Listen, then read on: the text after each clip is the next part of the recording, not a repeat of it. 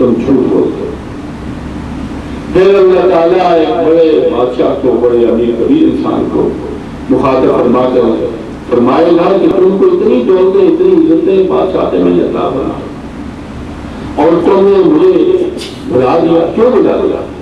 وہ اس کہنے کا بیان کرا، مجھے تو تم نے اتنا عطا فرمایا تھا کہ میں اتنا مصروف ہو گیا کہ مجھے وقت ہی نہیں ملتا تھا۔ مجھے بادشاہ کا عطا فرمائی، دن رات میں انہیں کاموں میں مصروف رہا، میں فارغ ہوتا تو دیا کیا؟ تو اللہ تعالیٰ فرمائے گا کہ تیری مصروفیات، تیری بادشاہ اس سلیمان کی طرف اشارہ کر کے اگر اس سے زیادہ تھی، تیری سلطنت اس سے زیادہ تھا کہ اتنی بڑی سلطنت کا مالک ہو کر بھی دن رات میری یاد میں رہتا تھا۔ پھر اللہ تعالیٰ دنیا میں بیمار اور مصیبت زدہ انسان کو بلائے گا اور پوچھے گا تو نے میری یاد کیوں نہیں کی؟ وہ عرض کرے گا یا اللہ میں تیری یاد کس طرح کرتا، تو مجھے تندرست رکھتا تو مجھے یاد کرتا، مجھے تو نے مصیبت میں اور بیماری میں پھنسا دیا تھا، میں تو بیماری سے نجات نہیں۔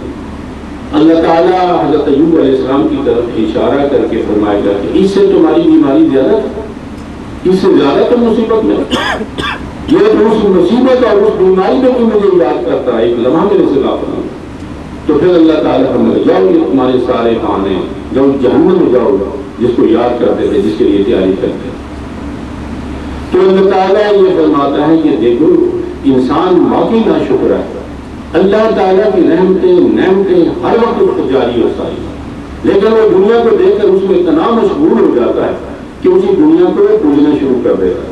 اور مثال اللہ تعالیٰ کشتی کی دیتا ہے کہ جب کشتی میں یہ سوار ہوتے ہیں تو اس وقت پھر مصیبت آ جائے تو اللہ کے بغیر انہیں کوئی یاد ہی نہیں آتا، اسی کے سامنے لمبی لمبی دعائیں کرتے ہیں، یا اللہ بچا استغفار، یا اللہ۔ اور جب اللہ تعالیٰ فرماتا ہے میں بچاتا ہوں تو پھر یہ اپنے اسی دنیا میں مشغول ہو جاتے ہیں۔ شاید تو یہ ہوتا ہے کہ بتوں کی پوجا کرتے ہیں، لیکن دراصل وہ بت ان کے لیے یہ دنیا ہوتی ہے، دنیاوی خواہشات ہوتی ہیں جن کی یہ پوجا شروع کر دیتے ہیں، پھر دنیا میں مشغول ہو جاتے ہیں۔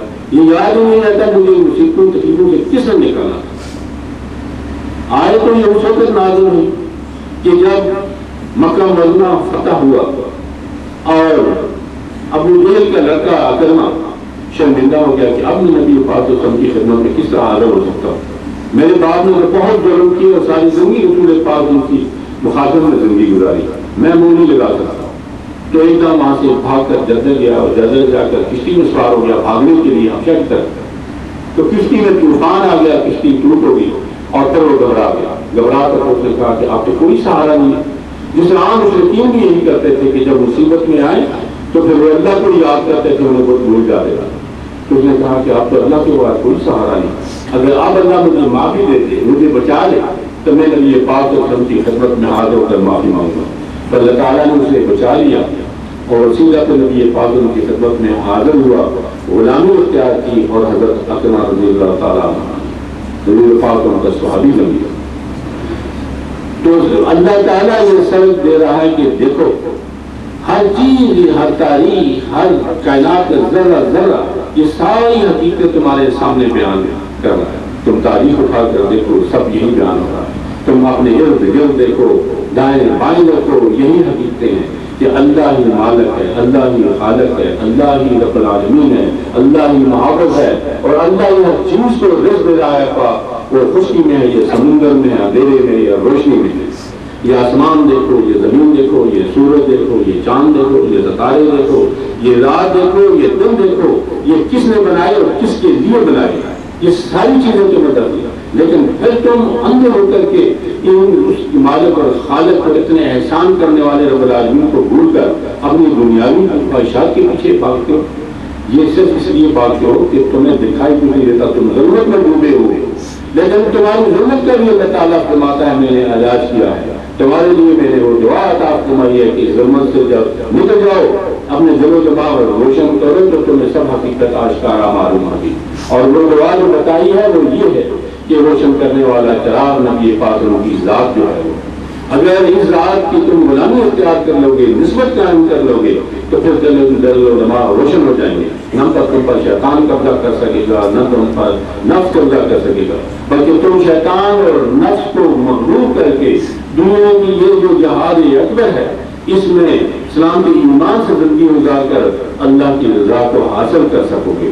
اس رضا کو جس کو حاصل کرنے کے بعد انسان ہر چیز سے بے نیاز ہو جاتا ہے۔ حدیث پاک میں ہے کہ جب جنتی جنت میں چلے جائیں گے اور انہیں ہر چیز مل جائے گی، تمام چیزیں مل جائیں گی، تو اللہ تعالیٰ پھر ان کو پوچھے گا کہ بتاؤ اب تم کیا چاہتے ہو اور کیا چاہتے ہو؟ تو وہ بولیں گے کہ یا اللہ تم نے تو سب کچھ عطا فرما دیا ہے، اس کے بغیر آپ کو کیا چیز ہے؟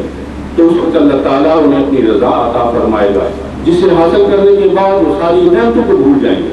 تو اللہ تعالیٰ فرماتا ہے کہ وہ رضا جو اتنی قیمتی ہے وہ میرے وعدہ کیوں ہے کہ میں ضرور ان لوگوں کو دوں گا جو اس کو حاصل کرنے کے لیے دنیا میں کوشش کرتے ہیں۔ اگر تم کوشش کرتے رہو گے، جہاد کرتے رہو گے، تو میں تمہیں اور تمہیں اپنی رضا سے نواز دوں گا، دنیا میں بھی اور آخرت میں بھی، اور میں تمہارے ساتھ رہوں گا جہاں بھی تم جس حال میں بھی ہوگے، اور میں تمہاری مدد فرماؤں گا۔